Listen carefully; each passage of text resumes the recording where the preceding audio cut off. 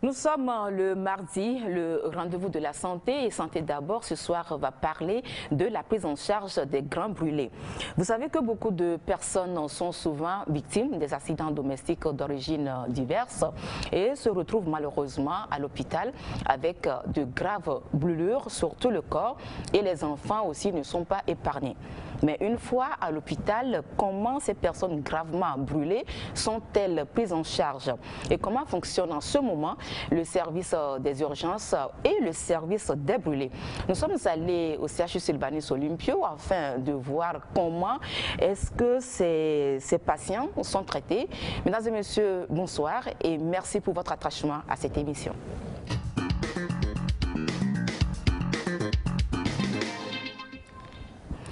Voilà, notre invité de ce mardi, c'est Dr Sina Alain Amouzou, chirurgien plasticien et brûlologue. Il est aussi le chef du service des brûlés du CHU Sylvanus Olympio.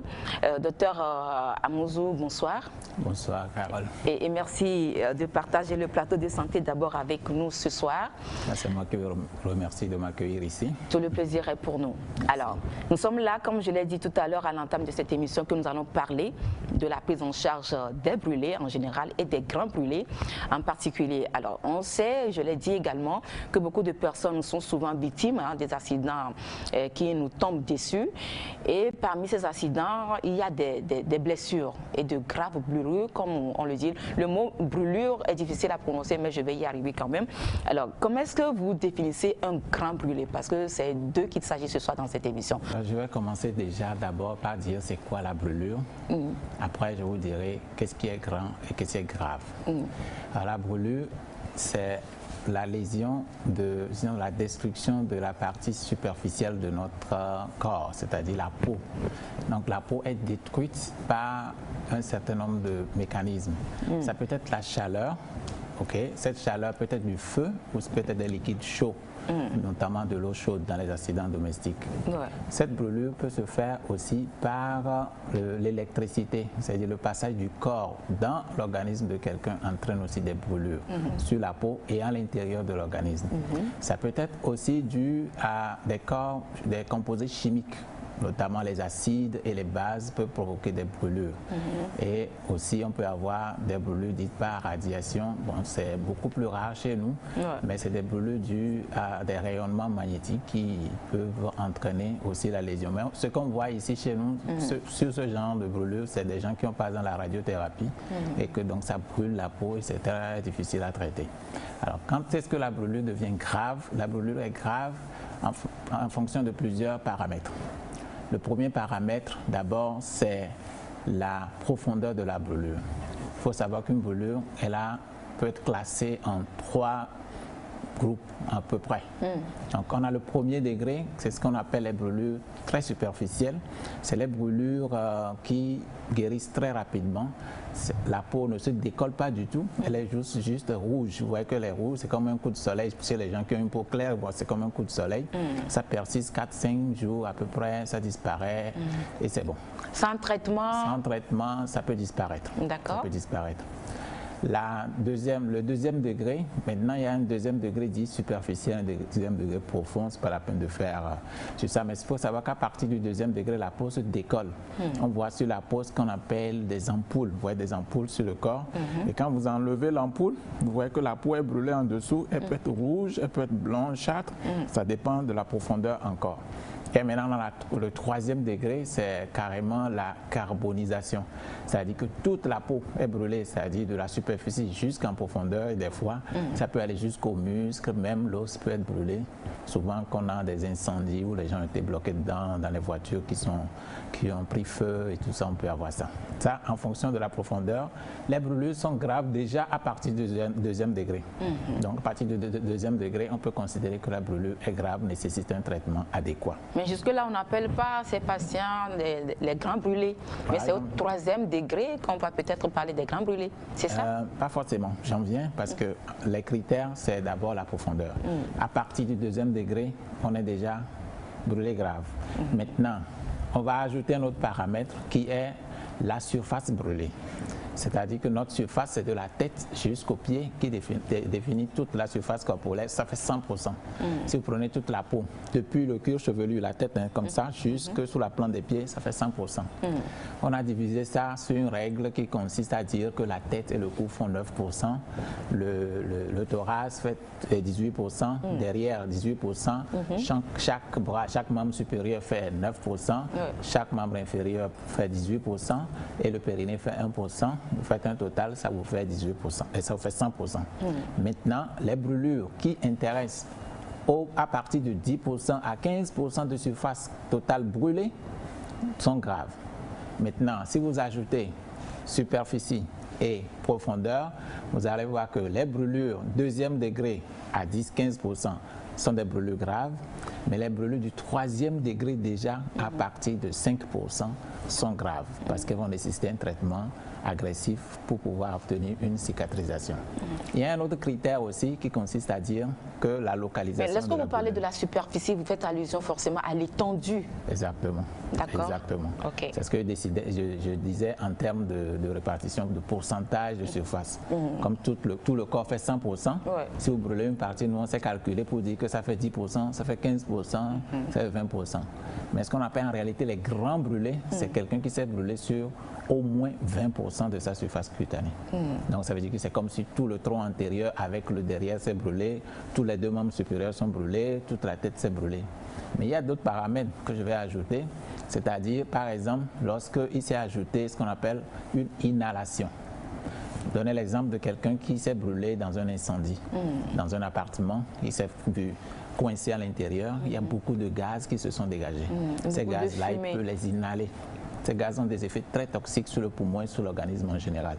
Donc lorsqu'il s'ajoute une inhalation, même si vous n'avez pas 20%, c'est déjà une brûlure grave parce que l'inhalation en soi, c'est une brûlure très grave. Maintenant, il y a la localisation aussi. Vous voyez, quand quelqu'un brûlé du visage, ce n'est pas la même chose que quelqu'un qui se brûle du bras. Quand quelqu'un se brûle d'une articulation, ça ne va pas donner la même chose. Donc, en fonction des localisations, on peut définir aussi la gravité de la brûlure. Mais en général, il faut retenir qu'une brûlure qui intéresse la main, le visage, les pieds ou les organes génitaux doit être suivie en centre spécialisé. Alors, vous avez déjà pris en compte au moins les 3 premières questions. Mais néanmoins, la question que je voudrais vous poser, c'est de savoir, par rapport à votre intervention, c'est de savoir, parmi ces différents types de brûlures, premier degré, deuxième degré et troisième degré, quel est le plus fréquemment que vous recevez dans votre service et qui constitue le motif d'admission et d'hospitalisation pour ces patients-là? Ok, il faut dire que nous avons déjà fait une étude dans le service. On a remarqué que environ 20% seulement des patients brûlés sont éligibles à l'hospitalisation. Le reste, c'est des petites brûlures qui ont des brûlures, ce qu'on appelle des petites brûlures, c'est des brûlures superficielles qui ne sont pas étendues, qui n'intéressent pas des organes vitaux, qui n'intéressent pas le visage, les mains, les organes génitaux, les pieds ou les articulations. Ce ne sont pas des brûlures électriques. Il faut savoir qu'une brûlure électrique aussi, ou une brûlure chimique, d'emblée, c'est une brûlure grave qu'il faut hospitaliser, même quelle que soit sa surface. Donc, on admet, disons, à peu près 20% des gens. Les autres, ils sont traités à titre externe, on leur fait un pansement, on leur fait des soins, ils rentrent chez eux et reviennent à une périodicité, on les suit pour voir est-ce que ça évolue bien, parce qu'on va en parler probablement. L'évolution nous permettra aussi de dire il faut faire autre chose, il faut continuer ce qu'on était en train de faire avant. Ok, très bien. Alors, nous allons dans le premier sujet, j'allais dire, de cette émission, vous montrer quelques cas d'enfants victimes des accidents domestiques qui sont hospitalisés au service des brûlés du CHU Sylvanus Olympio. Alors, qu'est-ce qui leur est arrivé? Nous allons écouter les explications du médecin, chef docteur Amouzou, qui était toujours à côté de ces patients-là. Tout de suite, ce premier sujet dans lequel nous allons également écouter les témoignages des proches parents de ces enfants. Donc c'est un enfant de 12 ans qui a une brûlure, disons, inhabituelle. Il est brûlé dans un incendie une flamme qui a pris, l'origine n'est pas très bien déterminée, il paraît qu'un conteneur contenait de l'alcool, quelque chose comme ça, mais c'est pas très clair. Mais ce qu'il y a, c'est qu'il y a eu un incendie et c'est brûlé dans cet incendie-là. Donc c'est une brûlure la brûlure par incendie habituellement sont très profondes, donc étendues et profondes et nécessitent des gestes chirurgicaux pour pouvoir cicatriser. Donc cet enfant a reçu des pansements, mais aussi on a dû le greffer pour que ça puisse cicatriser. C'est des brûlures qui sont graves d'emblée parce qu'une grande surface est brûlée, la profondeur c'est une brûlure qui est profonde, c'est des brûlures de 3e degré souvent. Par la grâce de Dieu, on peut dire qu'elle devrait s'en sortir maintenant. Si après le pansement de la greffe tout va bien, elle devra rentrer chez elle. J'étais au service et on m'a appelé qu'il y a un incendie. Bon, brillamment, je suis venu à l'hôpital, j'ai vu ma petite soeur au niveau de l'aide assistante ou l'urgence là. Bon, il y a quoi? Je l'ai vu et puis il m'a dit qu'il a pris allumette. Donc, lorsqu'il a allumé l'allumette, il y a une alcool, donc l'allumette est tombée dans l'alcool. Maintenant, c'est la flamme de l'alcool qui a pu attirer l'habit qu'elle a porté et maintenant, tout ce qui est sur lui a été enflammé. Et avec le temps, on est arrivé ici, mais avec la main de Dieu, avec les pansements un à un, voilà l'état de la petite sœur.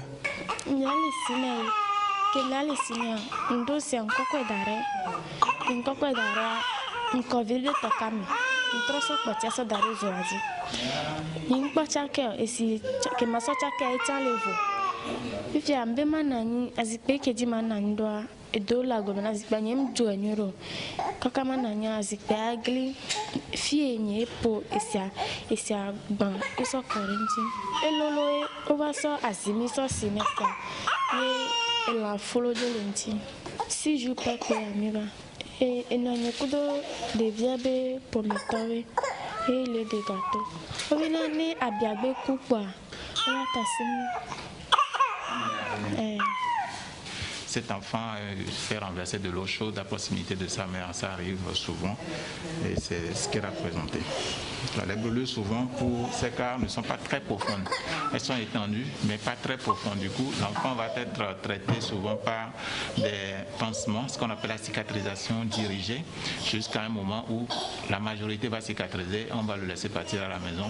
Ça dure habituellement entre 2 et 3 semaines. Cet enfant, au jour d'aujourd'hui, normalement, son pronostic vital n'est pas engagé. Il a passé la phase du pronostic vital. Mais il faut savoir que chez le brûlé, tout peut arriver. Si par exemple, il s'infecte, s'il s'infecte, ce n'est pas forcément s'infecter de dehors. Le brûlé peut s'infecter de son propre intérieur, on pourra en parler après. Donc s'il y a un phénomène comme ça, comme l'infection ou autre chose, ça peut dégrader et on va reconsidérer. Mais au jour d'aujourd'hui, normalement, son pronostic n'est pas engagé. Juste qu'il faut régler le problème cutané pour qu'il puisse rentrer chez lui.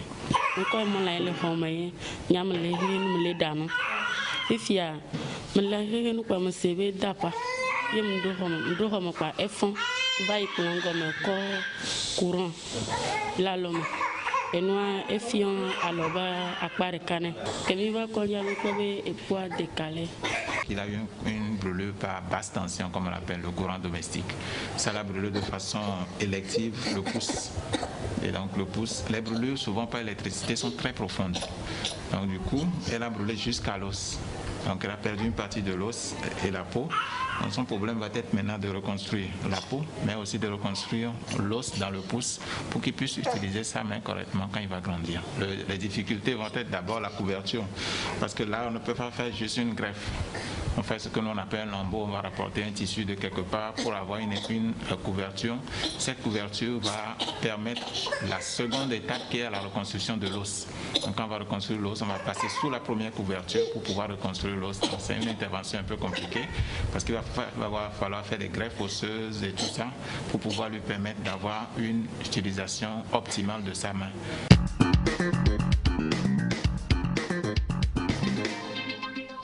Voilà, docteur Amouzo, avant de revenir peut-être un peu sur l'élément que nous venons de suivre, alors dites-nous, vous l'avez dit tout à l'heure qu'il y a plusieurs situations qui sont à l'origine des cas, de différents cas de brûlure.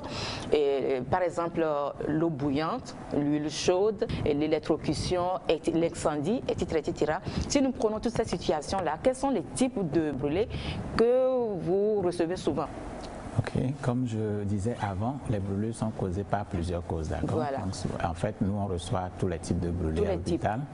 Il faut dire plutôt en fonction de proportions. Je prends d'abord comparaison enfants et adultes. On sait que selon les études qu'on a faites dans le service, les enfants se brûlent à près de 90% par les liquides chauds, notamment l'eau chaude en premier, après les autres liquides chauds, notamment la sauce, le thé, autre chose chaud à la cuisine qui passe à côté des enfants. Parce que l'enfant, quand il grandit, il veut explorer des formes, mais une autre chose sur une table, il tire la nappe, ça peut se renverser dessus, ou bien la mère lâche un peu son attention, l'enfant tout autour tombe dans quelque chose de chaud, ça peut arriver. Il arrive aussi des fois que les mamans ne mesurent pas bien les températures pour le bain de l'enfant. Donc ils trempent l'enfant dedans avant de se rendre compte que c'est trop chaud et ça fait une brûlure. Normalement, dites pas négligence, c'est grave. Il faut instruire les parents de bien contrôler la température de l'eau avant de pouvoir faire ça. On en reparlera tout à l'heure. Ça, c'est chez l'enfant. Chez l'adulte, c'est beaucoup plus les brûlures par flamme. On a vu que c'est surtout les incendies. Et qu'est-ce qui est souvent la base des incendies chez nous? C'est les explosions de bouteilles de gaz domestique. Nos petites bouteilles surtout explosent par défaut de manipulation ou défaut de fabrication. Je ne peux pas encore le dire clairement, mais toujours est-il que l'accident provient à 90% des petites bouteilles qui explosent et qui entraînent l'incendie de la maison. Donc ça va entraîner brûlure superficielle, brûlure du corps, brûlure profonde, mais aussi des inhalations parce que c'est souvent dans l'atmosphère clos où les autres choses qui brûlent vont dégager des fumées que le patient va inhaler et aggraver son tableau. Chez l'adulte, beaucoup plus que chez l'enfant aussi, on a les brûlures électriques. Ces brûlures électriques souvent proviennent chez des travailleurs, des gens qui travaillent dans les constructions. On en a retrouvé beaucoup qui sont brûlés parce qu'ils n'ont pas fait attention aux hautes tensions qui passent au-dessus du terrain sur lequel ils sont en train de construire. Ils ont monté une échelle, ils sont montés eux-mêmes, ils ont fait quelque chose, ils ont touché ces câbles, ils se sont gravement brûlés, certains sont décédés de ça. Et les brûlures chez l'enfant électrique, c'est souvent les basses tensions, parce que l'enfant il s'amuse, découvre, il voit une prise qui est mal entretenue, un courant qui est découvert, soit il va le mettre dans sa bouche, ça va lui brûler la langue, ou bien il va l'attraper de sa main, ça va le brûler. C'est souvent ça chez l'enfant. Maintenant, il y a aussi d'autres situations de brûlure par des corps chimiques, l'acide. On a vu des cas d'agression où des gens ont projeté de l'acide sur d'autres personnes dans le but de les brûler, de les détruire. Et on a vu, c'est des brûlures très profondes qui, souvent dans les parties exposées, le visage, les mains et tout ça, qui sont des brûlures très graves. Ce sont les brûlures que nous recevons la plupart du temps dans le service. Alors, parmi la plupart de vos patients que vous recevez dans votre service, la majorité, donc on peut comprendre que ce sont les enfants. Ou bien la proportion, c'est une proportion égale. Non. Ça dépend. Ça aussi, c'est le fruit de l'étude que nous avons faite. C'est publié, il faut le trouver sur Google. Vous faites Google, juste faites brûlure autogo, vous allez voir tout ça. On a retrouvé que presque 62% des patients sont des enfants. Le reste, c'est des adultes. C'est ça. Donc, les enfants sont plus brûlés parce que c'est les incidents domestiques qui sont plus fréquents. On en reviendra. On peut prévenir ça. Il y a dans beaucoup de cas, on aurait pu le prévenir si on a un tant soit peu d'informations. Très bien. Alors, nous allons maintenant revenir un peu sur le sujet de tout à l'heure, dans lequel vous nous avez présenté les différents cas de ces patients avec les brûlures. Alors, il y a une jeune fille qui a parlé, qui a témoigné de comment est-ce que le bébé est tombé dans l'eau bouillante. Et pas maladresse, hein. C'est vrai que la petite fille, on aurait dû traduire ce qu'elle a dit, mais en résumé, elle a dit, bon, elle devait laver le bébé, mais par maladresse, comme je l'ai dit tout à l'heure, le petit tabouret sur lequel elle a posé certainement ses pieds, elle ne sait pas comment ça s'est passé. Bon, ce genre de choses, lorsqu'on n'est pas témoin oculaire, on ne peut pas relater exactement les faits, mais comprenons que l'enfant est tombé dans l'eau bouillante. Voilà, c'est ce qui a amené le bébé à l'hôpital.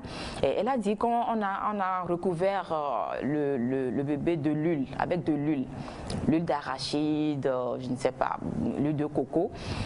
Mais ce sont des recettes ou bien des remèdes de grand-mère. Alors, qu'est-ce que vous en dites par rapport à ça? Puisque j'ai là entendu parler de ça.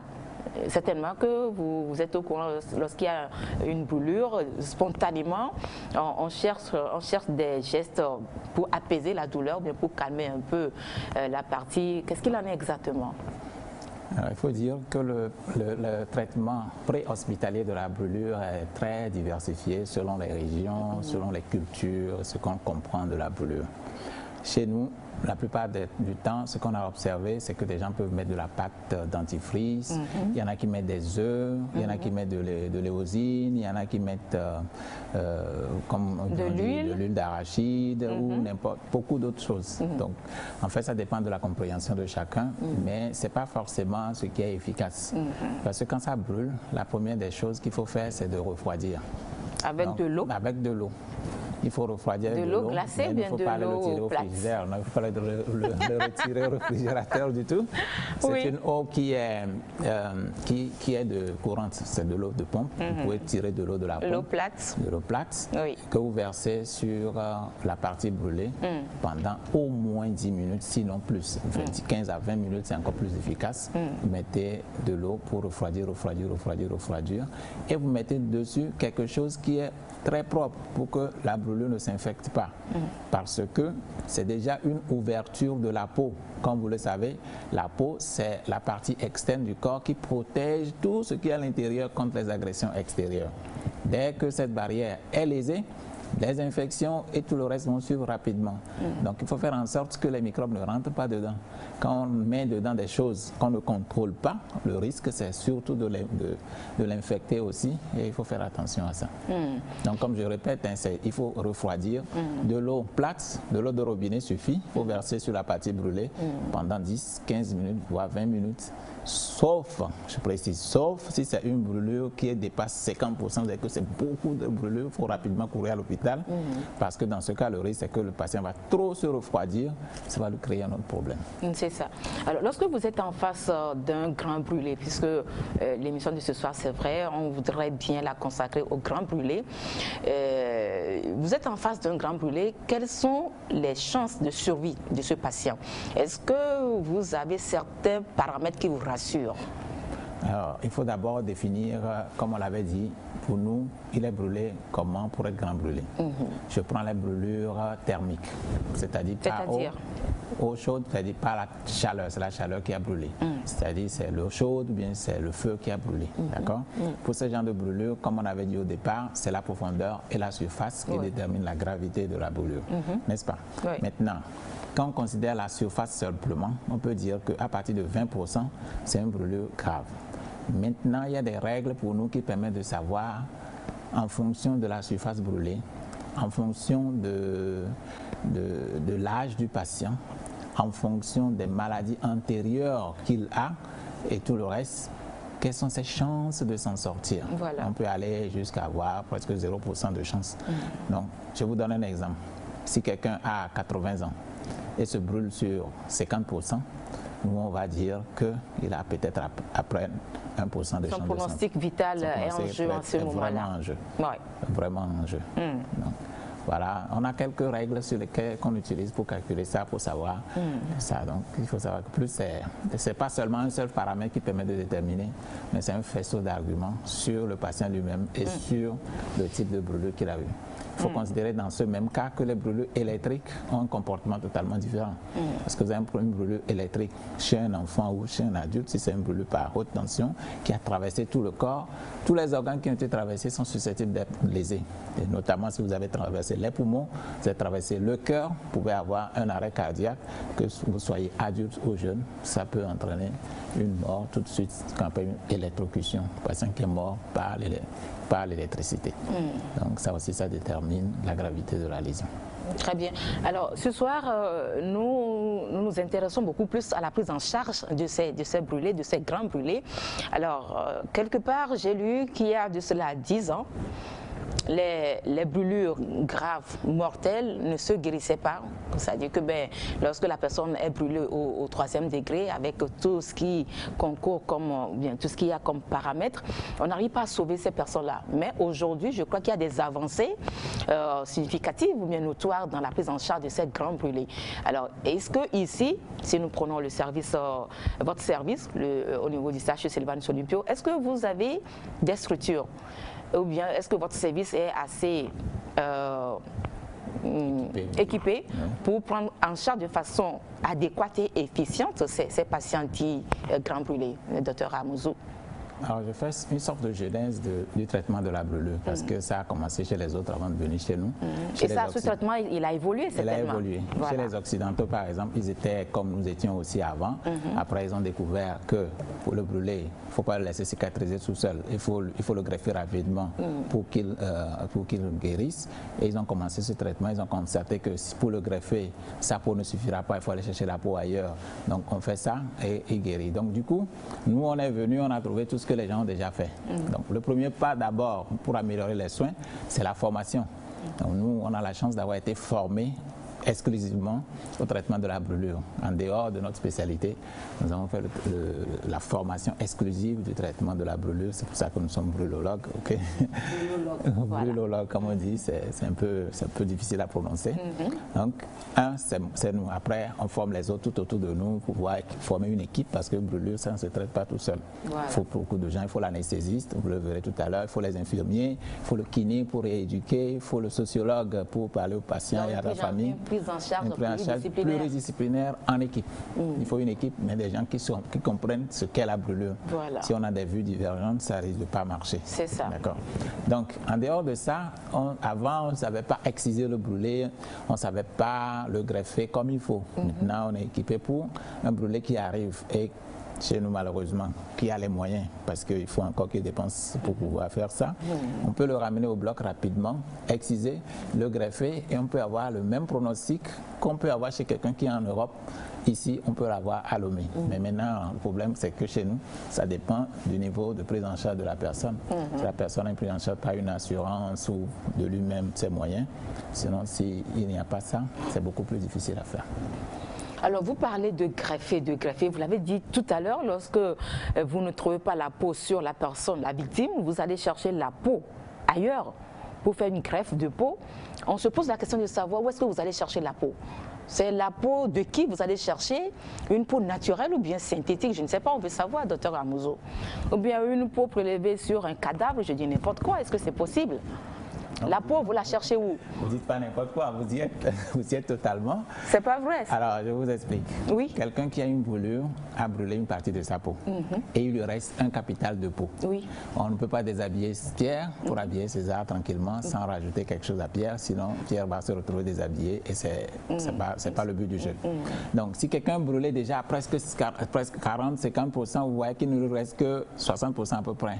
Dans les 60%, on ne peut pas prélever partout. Par exemple, on ne peut pas prélever le visage de quelqu'un pour aller greffer, on ne peut pas prélever la paume de la main pour aller greffer, on ne peut pas prélever les aisselles, il y a des endroits qu'on ne peut pas prélever qui sont déjà out. Justement. Ok, donc on ne peut pas tout prélever pour venir le greffer, il faut trouver des solutions d'attente, il faut trouver des substituts.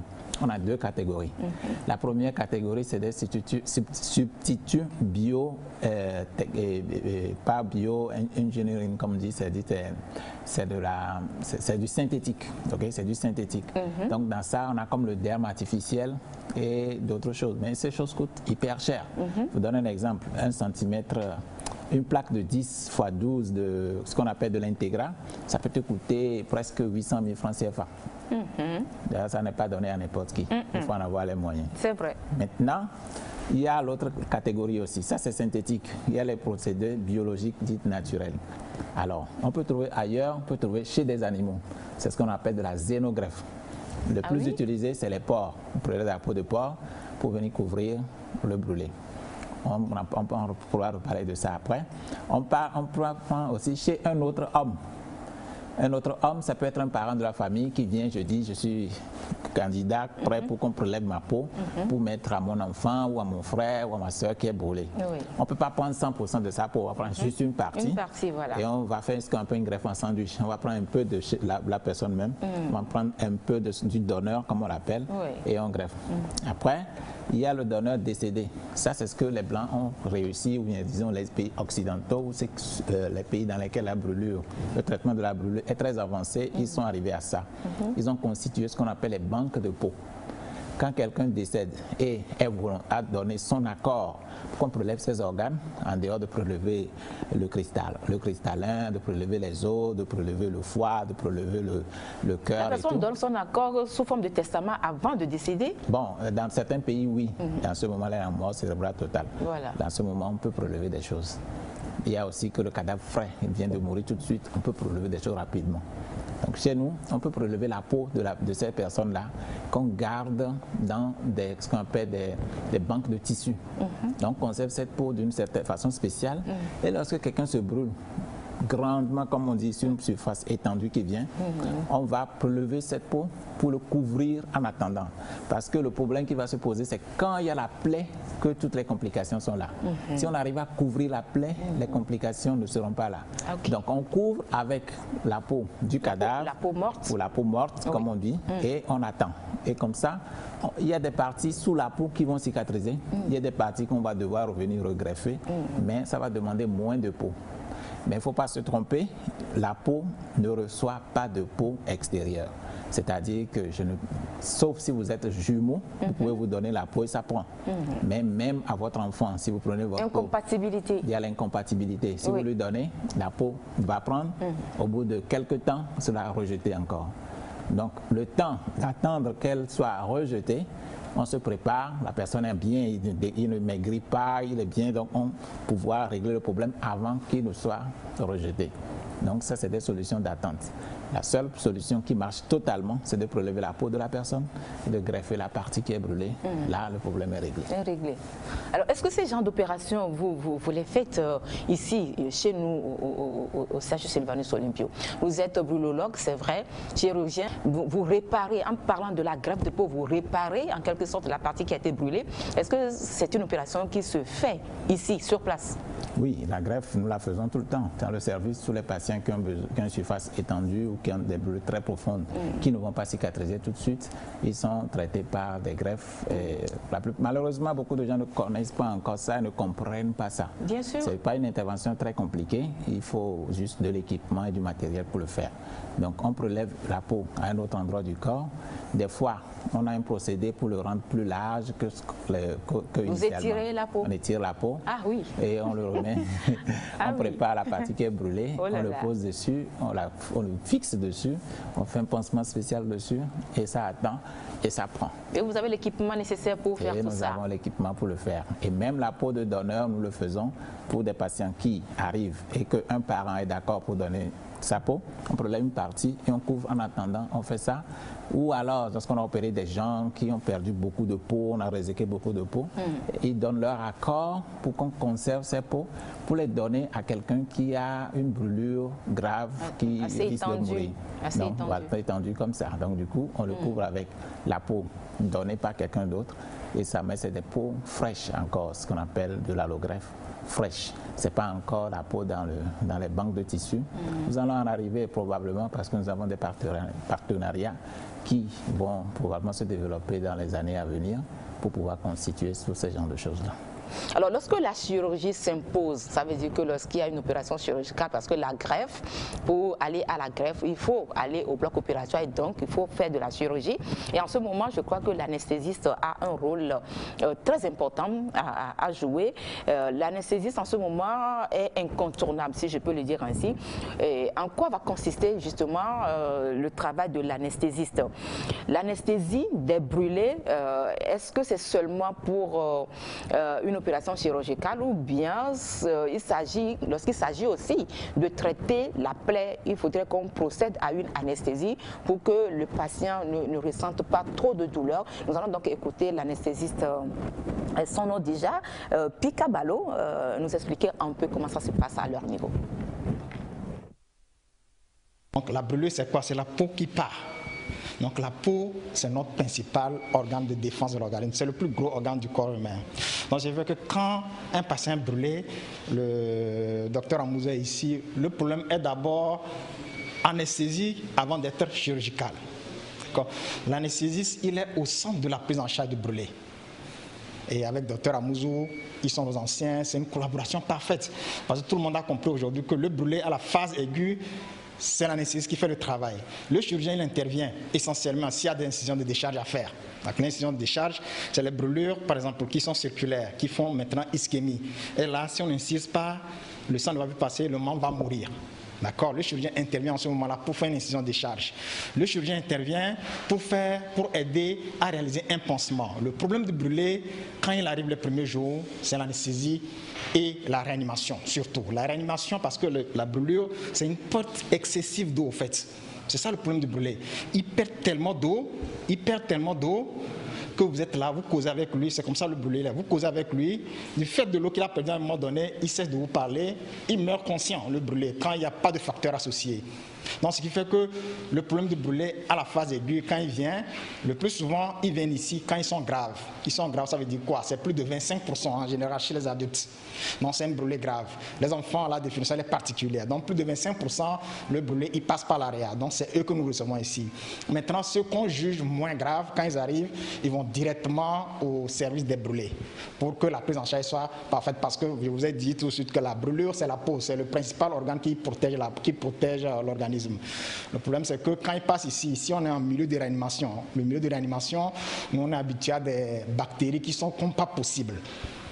Quand vous réglez le problème de brûlé, les premiers, deuxièmes jours, c'est l'infection qui finit par le tuer si vous ne faites pas bien. Donc, ce qui fait que quand ils viennent, nous savons qu'ils n'ont pas besoin de réanimation, ils vont directement au service des brûlés. Par contre, quand ils ont besoin de réanimation, on fait un effort pour les amener ici et on les met dans des conditions un peu particulières pour ne pas qu'ils prennent les germes qui sont ici présents. Donc, ils font des pansements déjà au bloc et puis ils viennent ici.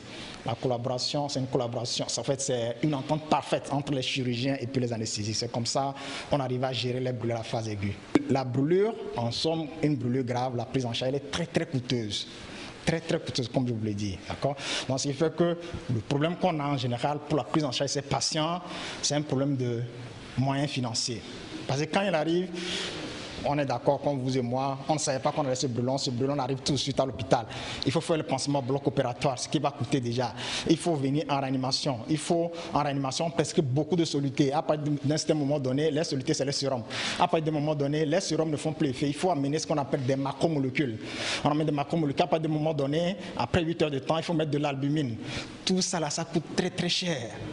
Donc, ce qui fait que le problème qu'on a, le problème essentiellement, c'est un problème de prise en charge financière des parents, à partir du moment où c'est eux-mêmes qui dépensent de l'argent pour acheter tout. D'abord, passage au bloc opératoire.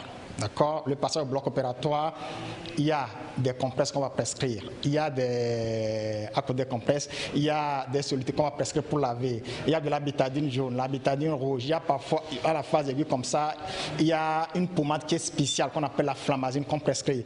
Une ordonnance, en ce moment-là, je ne sais pas, peut-être le docteur Amouzé ici va nous le dire, une ordonnance, déjà pour le pansement, c'est pas moins de 100 000 déjà pour le pansement. En passant, en allant au bloc opératoire et toute l'ordonnance, c'est pas moins de 100 000. Quand il vient ici maintenant, il faut maintenant remplir, donc il faut refaire partie des ordonnances. Le brûlé, de vous à moi, quand un brûlé de 20% par exemple, quand vous le prenez en charge, vous ne vous en sortez pas avec 8 à 9 millions. Jusqu'à ce que la brûlée finisse.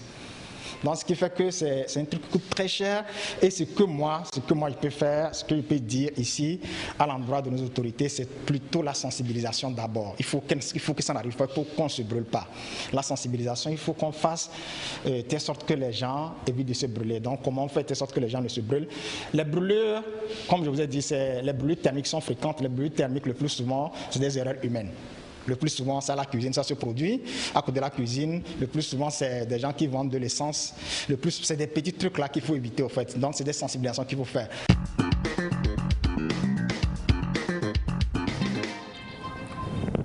Voilà, docteur Amouzou, nous sommes comme ça dans la sensibilisation, vrai ou faux? Ah oui. Mais il faut multiplier ces genres de sensibilisation pour que la population sache que, comme on le dit, il vaut mieux prévenir que guérir. Le coût de la prise en charge d'un brûlé, l'anesthésiste l'a dit tout à l'heure, mais c'est exorbitant. Donc il faudrait qu'on évite ces genres d'accidents et donc pour éviter ces dépenses inutiles. Alors, docteur, dites-nous, c'est vrai qu'aujourd'hui le traitement a évolué. Même malgré la pointe de la médecine, vous déplorez quand même des décès. Quelles sont les causes principales des décès chez les grands brûlés? J'ai lu quelque part qu'il y a 3 principales causes de décès. Quelles sont ces causes? Alors, il faut dire qu'il y a les causes classiques et les causes qui sont liées à notre environnement précis. Parmi les causes classiques, il y a d'abord la gravité de la brûlure. Si une brûlure dépasse 50% chez nous, c'est grave, c'est risque de décès. Il y a la profondeur de la brûlure. Les brûlures souvent au 3e degré qui sont étendues, même moins de 50%, peuvent entraîner, surtout lorsqu'elle s'infecte. On va avoir une infection et l'infection va prendre d'abord la peau, ça va se diffuser aux autres organes et puis après on va avoir un décès. Il y a aussi, surtout à la phase initiale, la prise en charge, c'est quand le patient est arrivé, il n'a pas reçu beaucoup de sérum comme il le faut, parce qu'un brûlé, je vous donne un exemple, quand un brûlé arrive à 20%, par exemple, il a 40 kg, il faut lui donner l'équivalent de 40 fois 20 fois 40 encore. Donc ça fait beaucoup de sérum qu'il doit recevoir. S'il ne reçoit pas assez, il développe des complications métaboliques au départ, des complications hydroélectrolytiques, comme on les appelle, perdu de l'eau mais n'est pas remplacé. Donc du coup, au départ là-bas, il peut décéder aussi. Les brûlés, ils décèdent aussi par anémie. Un brûlé qui arrive, quand la peau, d'abord l'anémie, c'est dû d'abord à la brûlure de la peau initialement. Les pansements, ça saigne un peu, c'est source d'anémie. Et la consommation du fer dans l'organisme même due au métabolisme qui a changé chez le brûlé, est une cause d'anémie. Et lorsqu'on n'a pas les substituts sanguins comme il faut au départ, quelqu'un peut décéder d'anémie lorsqu'il est brûlé. Il y a beaucoup d'autres causes chez nous qui sont surtout la pauvreté aussi. Comme vous l'avez remarqué tout à l'heure, le traitement de la brûlure est très cher. Les gens ne le savent pas toujours. Il faut avoir mis les pieds là-bas pour savoir que traiter une brûlure, c'est hyper cher. Un seul pansement, il faut beaucoup de compresses, beaucoup de bandes, beaucoup de gants. Ça ne doit pas s'infecter, on doit rester stérile tout le temps. Donc il faut du matériel. Oh, pas forcément beaucoup de bétadine, mais de la crème, comme vous avez dit tout à l'heure, de la flamazine ou équivalent qu'on utilise ici. Il faut en avoir tout le temps. Et on peut avoir même des traitements, surtout chez l'enfant, qu'il faut faire des pansements tous les jours. On peut faire des pansements aujourd'hui, demain, après-demain, ainsi de suite. Il faut endormir l'enfant ou l'adulte pour qu'il ne sente pas la douleur. Tout ça, c'est des produits, donc c'est cher. L'anesthésie, ce n'est pas seulement au niveau du bloc opératoire. Non, l'anesthésie, c'est surtout à 3 phases. Quand le brûlé est arrivé, il faut qu'il rééquilibre, c'est la réanimation. Comme il vous l'a dit, il faut mettre les sérums, tout ce qu'il faut au départ. Pour mettre le sérum, voilà une personne qui est brûlée, la peau est partie pour la transfusion, bien pour la mise du sérum. Comment est-ce que vous arrangez? Ou bien il y a des seringues, je ne sais pas, électriques, on veut bien comprendre.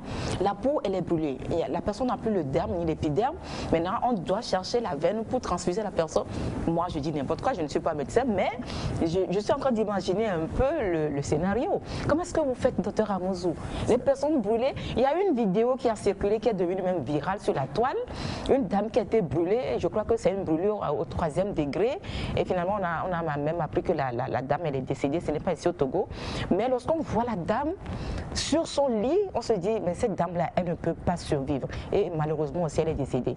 Alors, admettons que vous voulez, les médecins ont essayé de la sauver. Où est-ce qu'on peut prendre la veine pour la transfuser, pour remplacer peut-être l'eau qu'elle a perdue?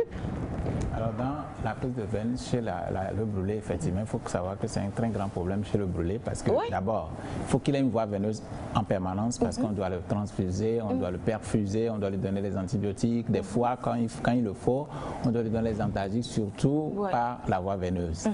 Si tout le corps est brûlé, il y a les veines profondes à l'intérieur qu'on s'est trouvé.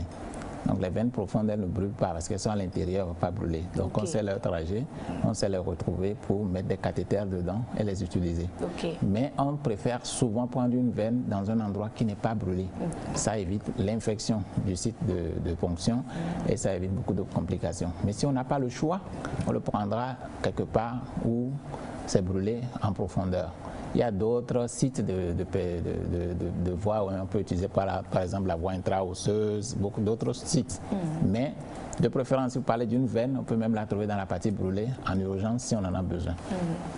C'est vrai que la brûlure... De par la matière de l'os, est-ce que l'os peut être brûlé aussi? Oui, la brûlure, il y a deux types de brûlures qui peuvent atteindre l'os facilement. Il y a la brûlure par le feu, ce que je dis, c'est la carbonisation, tout brûle.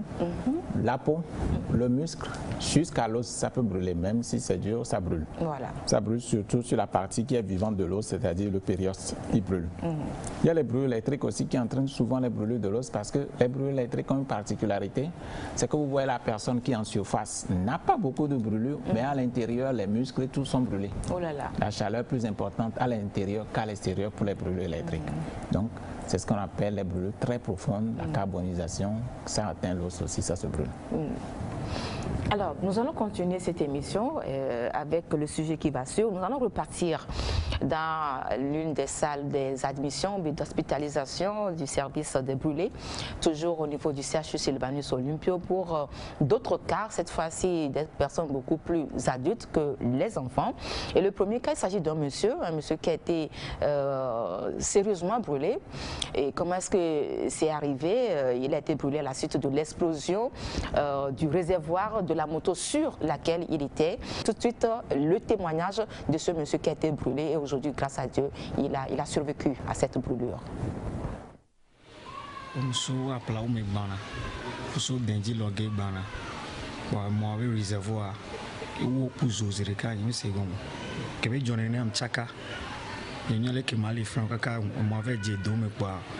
emu mijani nyekuma mijani fifia mtezo gbale bi mvoa afọ ya kudo aboya chi mogome mama mi la va pero nchi la kokko mo ajure jini ke mo jo a kon be mi na church ya ma obe nyare le nu me na we pomle bno I shall not die, I will live and declare the good works of the Lord. My God. That is what I was saying. Mo pomle bno si be sani ne kaka kwa supernaturally ya kaka mamba do afọ kwa afọ pe to le mogomezare aboacha to le mogomezare mle juji akhuli ma do me e jo le tasowe niveau wa mle ji akhuli ma zo me wa gbo le tutu ba po chantier le kokon fun même li bokon le kembo de kaje vire va somdo so jaro chon le garde le agbode mon le fun e wo wa pere nti ni di hu na e va kon ji ju mo exam o kita o le jawa. Le feu brûle plus les adultes et les liquides chauds brûlent plus les enfants. Donc lui, il est venu, il a été traité. Malheureusement, les brûlures étaient très profondes. Du coup, il a eu une raideur de ces deux coudes. Donc, pour traiter cette raideur, il faut aller le libérer. Vous savez, quand vous le libérez, la partie que vous avez libérée, il y a une plaie. Il faut couvrir la plaie. Et donc c'est ce qu'on est en train de faire, c'est libérer. Il peut maintenant bouger son coude dans ce sens, ce qu'il n'arrivait pas à faire, mais il va attendre que la couverture puisse être bien faite pour qu'il puisse être autonome. Il est venu il y a 2 ans. Il a cicatrisé, il est parti chez lui. Nous l'avons réadmis il y a quelques mois pour le traitement des séquelles des coudes. Là, actuellement, il fait environ 3 semaines à l'hôpital. Il va peut-être avoir encore 1 semaine supplémentaire où on va sevrer le lambeau, complété par des greffes et il va partir. On était sur le chantier. Les chaînes métalliques étaient en haut. On m'a dit de faire descendre ça. Donc, le haute tension passe devant le chantier, la maison. Quand il voulait faire descendre ça, le haut a touché de haute tension et ça m'a pris. Donc c'est un jeune adolescent, apprenti maçon, qui est brûlé dans une brûlure par électricité. C'est une électrocution. Okay? Donc il est brûlé et c'est quelque chose que nous voyons de plus en plus. Ce qui s'est passé, c'est qu'il avait un objet métallique. Chez lui, c'était une échelle. Ils sont en train de construire quelque part où les hautes tensions passent. Ils montent l'échelle touche les hautes tensions et la décharge lui arrive directement. Donc ça fait la brûlure par haute tension. Si vous vous rappelez bien, chez l'enfant, on avait dit tout à l'heure qu'il avait une brûlure domestique, c'était une brûlure par basse tension. Chez lui, c'est une brûlure par haute tension. Alors, il est encore plus dévastateur que la brûlure par basse tension. Et vous allez voir qu'il y a des points de sortie un peu partout, au niveau des pieds, au niveau de l'abdomen, au niveau des mains. Et c'est des brûlures qui sont très profondes. Les tendons vont être totalement atteints au niveau des mains. Il va falloir les reconstruire. C'est une prise en charge complexe, compliquée et hyper coûteuse. La nuit, je dors un peu. Mais souvent, quand je marche et je me couche comme ça, le pied me fait mal. Il va récupérer ses membres, mais il aura un déficit. Parce que non seulement les tendons sont brûlés, mais des nerfs sont brûlés aussi. Donc, dans certains territoires, la fonction ne peut plus être normale, comme s'il n'avait rien eu. Donc, il va garder un déficit.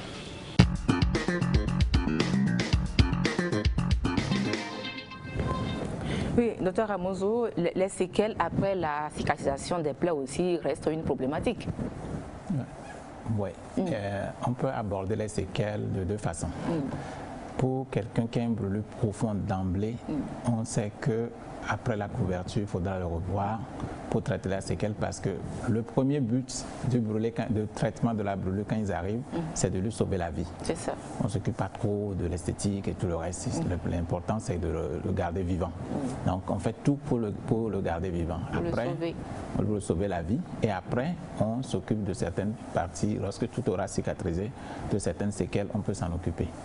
Il y a un autre type un autre cas, surtout chez l'enfant, où la brûlure n'est pas forcément très profonde. Mais la partie qui est brûlée, malheureusement, ne va plus grandir aussi bien que la peau normale. Donc vous voyez que si la peau normale se développe tout autour d'une zone qui est brûlée, il va se constituer cette séquelle qui va entraîner progressivement les rétractions des articulations, des mains et tout ça comme on voit chez les enfants. Donc ils vont, même si le traitement initial a été bien fait, il faut les suivre pour voir que les séquelles vont se développer et les corriger. Ces séquelles sont à type de rétraction des articulations, surtout au niveau de la main. Des fois, c'est le cou plutôt chez les patients qui ne peuvent plus bouger le cou. Et parfois, c'est des cicatrices qui sont hypertrophiques, voire kéloïdes, qui grattent, qui font mal, qui ont un certain inconfort sur le patient dans tout son vécu, dans sa vie. Mais par rapport à ces cicatrices monstres, il y a justement la chirurgie réparatrice ou bien plastique dont vous êtes également un patron. Est-ce que vous arrivez quand même à réparer justement ces parties qui ont été atteintes par le feu ou bien par les liquides inflammables et tout? Et est-ce que cette chirurgie aussi, ça se passe ici chez nous, au CHU Sylvanus Olympia? Dites-nous. Par la grâce de Dieu, au jour d'aujourd'hui, nous avons chez nous la gamme complète de l'arsenal de ce qu'il faut pour faire une chirurgie réparatrice, c'est-à-dire depuis la greffe jusqu'à un lambeau libre, c'est-à-dire prendre un tissu quelque part et par un microscope venir le réimplanter quelque part. Tout ça se fait au CHU au jour d'aujourd'hui. Donc chez le brûlé, le problème, c'est de libérer d'abord. Comme vous avez vu dans la vidéo et dans l'image tout à l'heure, quelqu'un on a libéré le coude, maintenant il faut le couvrir. Si vous libérez que l'os est exposé, vous ne pouvez pas faire une greffe dessus, il faut faire un autre lambeau. Donc on a plusieurs techniques qu'on fait. Ça, c'est notre domaine de la chirurgie reconstructrice, comme on dit. Moi, je suis chirurgien plasticien, donc c'est la reconstruction d'abord, reconstruire par tous les arsenals qu'il faut. C'est changer un peu de peau quelque part, venir le remettre quelque part pour remodeler et réarranger. Ça fait partie de notre traitement. Mais il y a aussi l'aspect esthétique. Il y a des patients qui arrivent déformés, chez lesquels il faut faire des injections particulières, de la graisse et tout. Bon, c'est pas la partie. Les personnes qui viennent parce qu'ils veulent enlever de la graisse dans leur ventre ou dans une autre partie du corps. C'est quelque chose que nous faisons aussi, mais c'est pas forcément dans le cas de la brûlure. Liposuction, mais vous l'appelez, vous avez un terme. Oui, c'est de la liposuction. Voilà, c'est de la liposuction. Lipo, c'est graisse. Liposuction, on aspire la graisse. Voilà. On a une technique pour faire ça. Aujourd'hui? Aujourd'hui, oui, bien sûr. Comme on le voit peut-être sur la chaîne I, avec la chirurgie à tout prix. Vous savez, aujourd'hui, c'est le mal-être de beaucoup de femmes, hein, où il y a le ventre qui est là, et donc ça empêche les femmes de bien s'habiller lorsqu'il s'agit parfois de mettre certaines tenues. Et on a envie de dégraisser au niveau du ventre. Donc on peut venir au CHU dans votre service pour subir cette opération. Effectivement. Au-delà de l'aspect esthétique, le dépôt de graisse à la partie basse de l'abdomen est un facteur de morbidité important pour le diabète et l'hypertension et d'autres maladies endocriniennes, il faut le savoir. C'est ça. Donc le fait d'enlever cette graisse-là aussi a un bénéfice sur le vécu, hein, sur la vie, en dehors de l'esthétique. Okay. Sur le plan esthétique, on le fait aussi. On peut enlever la graisse, redraper la peau, faire jusqu'à ce qu'on appelle une abdominoplastie. Lorsque la peau est très importante, il faut le réduire, resserrer le ventre et tout. Comme vous avez vu à la télé dans l'émission, comme on appelle I, quelque chose. Voilà, I, c'est ça. Tout ce qui se fait là-bas se fait à Lomé pratiquement aujourd'hui. Ça se fait à Lomé. Bon, on ne va pas juste monter une chaîne pour ça, c'est tout. Mais ça a un coût, hein? Ça doit coûter extrêmement cher, cette opération. Non, je ne pense pas qu'elle coûte extrêmement plus cher que toutes les interventions qu'on connaissait avant. Hein. Si on laisse de côté l'aspect esthétique, on veut peut-être jouer sur l'aspect médical, puisque vous l'avez dit, hein, l'obésité est un risque, est un gros facteur de risque des maladies cardiovasculaires. Exactement. Alors, une personne diabétique qui est vraiment obèse et qui veut aller se faire opérer en faisant la liposuction, je crois qu'elle a besoin d'avoir à peu près une idée sur ce que cette opération-là peut lui coûter.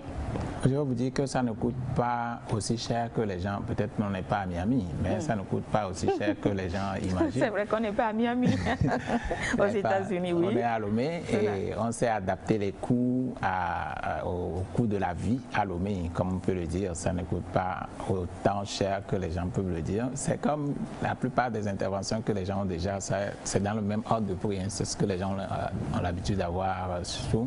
Les gens ont des appendicites, ils ont des césariennes, ils ont des prothèses, ils ont d'autres choses.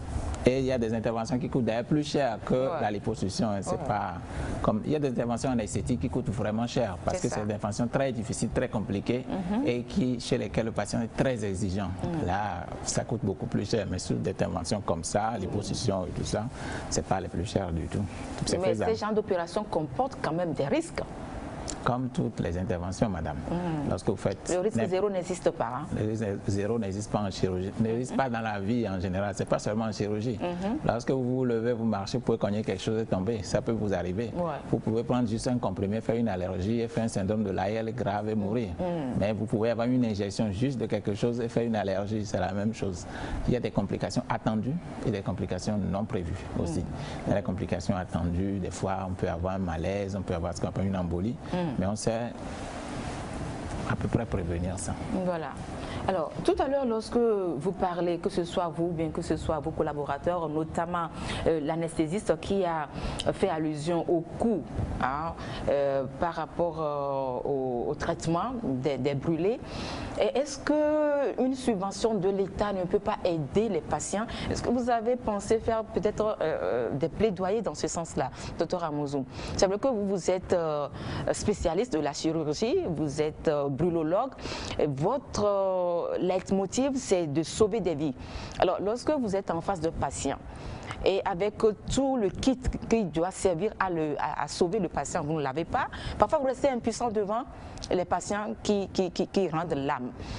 Parce que le coût, l'ordonnance, elle est salée, les parents n'arrivent pas à honorer ces ordonnances-là, et parfois, les gens, au lieu de guérir, meurent par faute de moyens. Et lorsque vous vivez ça tout le temps, est-ce que vous ne pensez pas peut-être à faire un plaidoyer pour une petite subvention pour ces patients-là? Est-ce que vous y avez pensé quand même? Lequel nous pensons, et il ne faut pas mettre seulement tout sur le dos de l'État. C'est vrai que l'urgence doit être prise en charge. Il ne faut pas considérer seulement la brûlure. Hein. C'est des gens qui arrivent pour des accidents de la voie publique, qui ont un pied cassé, qui doivent acheter des choses. De la même façon que quelqu'un qui a brûlé sa maison, qui a tout brûlé dedans, qui arrive et qui doit acheter des choses. On comprend que ce n'est pas forcément des choses attendues pour lesquelles on a fait une économie. Bien sûr. Et si on n'a pas une assurance, c'est très difficile. Donc, si on avait au moins de côté une pharmacie qui nous permet permet de donner les sérums dont l'anesthésiste parlait tout à l'heure aux patients en urgence et au minimum de faire quelques greffes, je pense que ça améliorerait beaucoup le pronostic de certains qui n'ont pas les moyens. Et je pense que ce n'est pas seulement l'État. Si l'État apporte, et toutes les bonnes volontés qui veulent aider les brûlés sont bienvenues, nous on est ouverts pour recevoir tout ça et aider de façon transparente, aider les enfants ou les adultes qui en ont besoin et traiter. C'est vrai qu'il y a un gros travail à faire sur cette rubrique-là, de créer une sorte de fonds pour s'occuper des brûlés. Tout à fait. Alors, c'est vrai que de tout ce qu'on est en train de dire ce soir, on retient que la prise en charge des brûlés nécessite des traitements spécifiques. La prise en charge, elle est pluridisciplinaire et on l'a dit, hein, il y a aujourd'hui des avancées dans le traitement des brûlés. Et si nous prenons les domaines, hein, quels sont les domaines dans lesquels on sent beaucoup plus d'amélioration ici chez nous au Togo, au sein de votre service par exemple? Chez nous, on a amélioré beaucoup. Déjà, sur le plan réanimation, on a amélioré. Sur le plan chirurgie, on a plus encore amélioré. On a ramené ce qu'il faut pour les greffes, les excisions et tout ça, avec toute la formation qui est derrière. Tout ce qu'on n'a pas amélioré, comme on l'avait dit tout à l'heure, c'est la prise en charge du patient. Parce que nous, on a les moyens, mais le patient n'a pas les moyens pour suivre. Et ça dure. Comme disait l'anesthésiste tout à l'heure, le brûlé, quand il arrive très grave, il doit passer en réanimation. Mais laissez-moi vous dire que le patient qui arrive très grave, sous d'autres cieux, au jour d'aujourd'hui, il est opéré avant le 3e jour. C'est-à-dire la greffe se fait avant le 3e jour. Mais chez nous, c'est rarement possible d'obtenir ça parce que soit les gens n'ont pas vraiment compris ce que c'est que la brûlure, donc on va en parler, expliquer ce que c'est que la greffe tout le temps. Mais il y a aussi un gros problème de moyens financiers qui font que les gens doivent aller réunir toute la famille, les gens doivent cotiser jusqu'à ce qu'il n'arrive des fois le patient n'est plus opérable parce qu'il développe des complications, notamment l'infection et des troubles métaboliques et autres qui font qu'on ne peut plus l'opérer. Il doit attendre et finalement décéder. Oh là là, c'est triste, hein, docteur Amozou. Alors, il semblerait que la peau de poisson, là je vais permettre que je lise, hein, la peau de poisson, on l'utilise pour soigner les grands brûlés, notamment la peau des tilapias. Malheureusement, j'ai vu cette image-là, mais je n'ai pas réussi à la capturer, sinon on va faire arrêt sur cette image-là et vous allez nous dire si c'est une fake news ou bien c'est vrai qu'on peut soigner les grands brûlés avec la peau du poisson. Vrai ou faux? Alors, grand brûlé avec la peau de poisson, c'est pas vraiment juste, c'est pas vraiment vrai. Mais on peut soigner la brûlure en général avec une couverture, comme je vous ai dit, que ce soit de la peau du poisson, que ce soit la peau d'un animal comme le cochon, comme la vache et tout. On peut l'utiliser pour couvrir un brûlé. Ça s'appelle un pansement biologique et ça permet au patient de régénérer sa propre peau en dessous avant d'enlever ce pansement biologique-là. Mais je ne vois pas un patient qui est brûlé à 50% sur lequel on a mis totalement de la peau de poisson et qui est entraîné une cicatrisation. Même la peau de poisson, lorsque vous la mettez, il faut espérer soit que vous allez l'enlever après pour greffer, soit que la peau va cicatriser en dessous parce que au départ, ce n'était pas trop profond déjà. Voilà, c'est utilisable, mais ce n'est pas aussi le miracle, comme le dit, sinon tous les centres auraient déjà adopté ça. Ok, très bien. Nous allons passer au dernier sujet de cette émission. Les infirmiers, vous le savez, sont ce maillon des professionnels de la santé qui sont beaucoup plus de façon permanente au chevet des malades, que ce soit des malades du service des brûlés ou bien des autres services. Ils sont toujours là, présents, et ils font leur travail de façon convenable et conscientieuse. Alors, pour ce qui concerne la prise en charge des grands brûlés, quel est le travail des infirmiers et en quoi consiste ce travail, j'allais dire, et quelles sont les difficultés, les principales difficultés auxquelles ils se retrouvent confrontés? Nous allons écouter donc un infirmier diplômé d'État, il s'appelle Augustin Soso.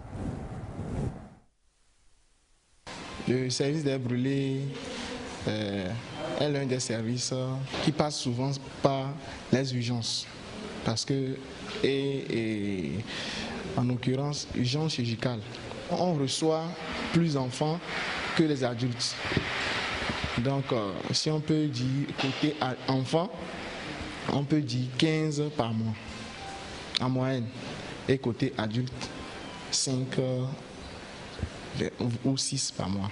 Des fois, on envoie les patients directement dans le service des brûlés sans passer par les urgences. Donc, nous sommes obligés de les rediriger vers le service qui doit les accueillir d'abord avant le service des brûlés.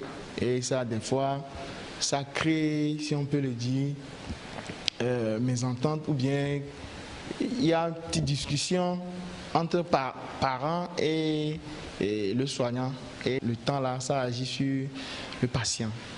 Concernant encore difficulté, on peut dire que les patients à l'admission, comme ils ont changé de service, et plus précisément le service des enfants, vous-même vous avez constaté que l'accès à ce service est un peu différent.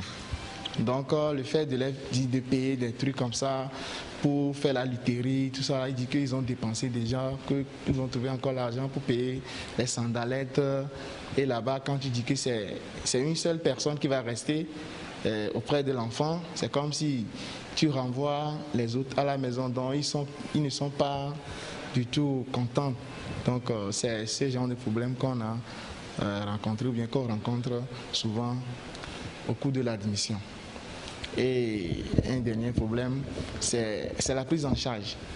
Donc les pansements sont coûteux. Donc soit un pansement dirigé peut t'aider à recouvrir ta santé, soit l'intervention chirurgicale. Donc le pansement dirigé, que ce soit pansement dirigé ou intervention chirurgicale, c'est coûteux. Donc ça aussi, ça retarde les soins des fois. Nos autorités en charge de la santé doivent équiper le service des brûlés. Un brûlé a besoin d'une surveillance stricte. Le personnel doit rester au chevet du malade. Et il faut la rotation. Il y a un manque de personnel dans le service des brûlés. C'est deux services combinés, service des brûlés et plaie cicatrisation. Donc c'est le même personnel qui gère les deux services. On aurait aimé que, comme ils ont fait au service des brûlés enfants, ils n'ont qu'à aménager la salle des services des brûlés adultes aussi, pour que les patients aussi aient le confort. Il n'y a pas le confort, si on peut le dire. Des fois, ils s'en sortent avec l'utilisation des ventilos, alors que quand tu es bandé, il y a la chaleur, il y a la douleur, tout ça là, ça c'est pas bon. Il revient à nous des fois pour ces genres de choses, comment ils vont faire, tout ça là. Donc nous aussi, on leur propose des moyens de bord. Donc si on peut le dire en général, ce qu'on peut demander auprès de l'autorité en charge de la santé.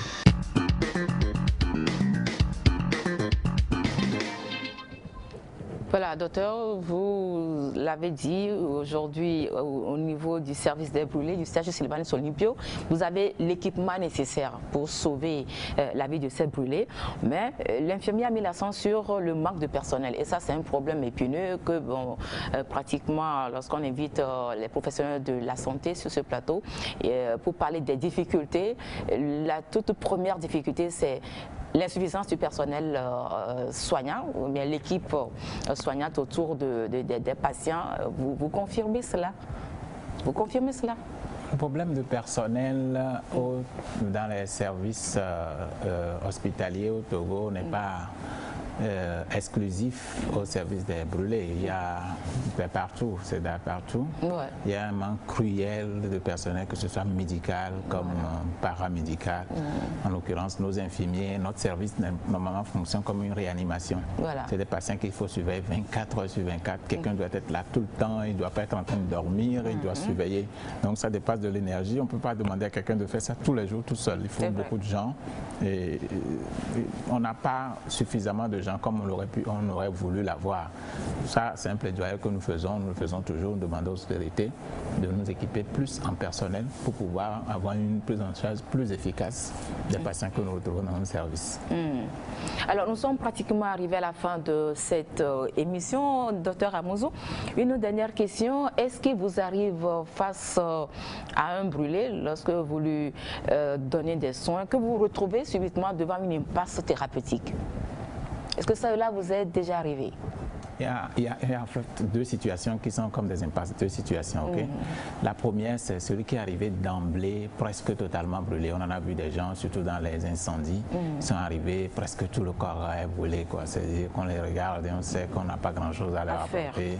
On va juste calmer la douleur et sûrement ils vont décéder. L'accompagner silencieusement lui à la mort. Et les patients pour leurs derniers jours. Alors, il y a les patients qui apparemment se portaient bien, un peu, et qui vont se retrouver dans des situations un peu pas vraiment prévues, notamment imprévisible. Ils chopent une infection inattendue. Comme je vous ai dit, l'infection, ce n'est pas forcément sur la peau. Ça peut être sur la peau, ça peut être de la peau du patient lui-même, ça peut être dans son intérieur que les germes viennent pour sur la peau, c'est encore mieux. Voilà. Mais à l'intérieur, là, c'est grave. Voilà, donc il faut ce genre d'infection qu'on appelle une septicémie et des fois, les microbes sont tellement résistants que soit on ne trouve pas les antibiotiques, soit les antibiotiques dont on dispose sont tellement chers que le parent ne peut pas l'acheter. Et ça, c'est des situations que nous avons des fois vécues assez douloureusement et observé ces patients malheureusement partir comme ça. Malheureusement, on déplore toujours des décès dans les centres hospitaliers, quel que soit l'équipement du centre, il y a toujours des décès malheureusement. Docteur, votre dernier mot, ça va être lequel? Un dernier message par rapport au thème de ce soir, qu'est-ce que vous direz à la population? Alors, si j'ai un mot à dire à la population, c'est de comprendre ceci, la brûlure coûte cher. Elle coûte cher en termes de finances, elle coûte cher en termes de vie. On meurt facilement d'une grande brûlure et on dépense beaucoup pour des fois ne même pas avoir le résultat dans une grande brûlure. Le premier traitement va être la prévention. Il faut éviter de se brûler. Chez les enfants, c'est à peu près très facile à faire. Qu'est-ce qu'on surveille l'enfant, on éloigne les liquides chauds, on fait attention. On peut éliminer au moins 50% des accidents juste en faisant ça. Chez l'adulte, c'est aussi la prévention. Il y a des gens qui stockent le carburant, des choses inflammables dans leur domicile qui prennent feu et qui brûlent et malheureusement leur coûtent la vie. Il y a des gens qui manipulent mal leurs bouteilles, ils cuisinent, ils ne ferment pas les bouteilles convenablement comme il faut, il y a des fuites, on peut avoir des explosions qui entraînent malheureusement des décès aussi. Donc le premier message, c'est que la brûlure, c'est d'abord la prévention. Faites en sorte de ne pas vous brûler. Ok. Maintenant, quand vous êtes brûlé, il y a des soins, il y a des choses à faire. Ne mettez pas n'importe quoi, refroidissez la brûlure pendant 10 à 15 minutes avant d'arriver à l'hôpital. Consultez quelqu'un qui est formé pour vous prendre en charge, sinon vous risquez d'avoir une complication. Voilà. Merci beaucoup. Voilà, mesdames et messieurs, c'est l'essentiel du message qu'on peut retenir de l'émission de ce soir qui a porté sur la prise en charge des brûlés du CHU Sylvanus Olympio. Beaucoup de courage à toutes ces victimes d'accidents, au personnel soignant. Ce n'est pas facile d'être toujours au chevet de ces malades. C'est vrai qu'ils ont prêté serment, c'est leur sacerdoce de sauver des vies, mais ce n'est pas toujours facile. Nous leur souhaitons donc beaucoup de courage. Beaucoup de courage également aux parents de ces patients ou bien de ces victimes. Merci, Dr Alain Amozou, d'être passé sur le plateau de Santé d'abord. On espère vous retrouver très prochainement pour aborder d'autres sujets liés à votre spécialisation et à votre spécialité. Merci à vous. C'est moi qui vous remercie de m'avoir accueilli ici aujourd'hui pour pouvoir partager ce message avec la population. Je vous en prie. Merci. Alors, nous disons également merci à toute l'équipe de la réalisation, l'équipe du reportage et l'équipe de Santé d'abord. On se retrouve probablement le mardi prochain, même chaîne, même heure, pour un nouveau numéro de votre émission Santé d'abord. Mais d'ici là, portez-vous bien car nous n'avons qu'une seule vie et nous devons la protéger, vaille que vaille et quoi qu'il en soit. Au revoir.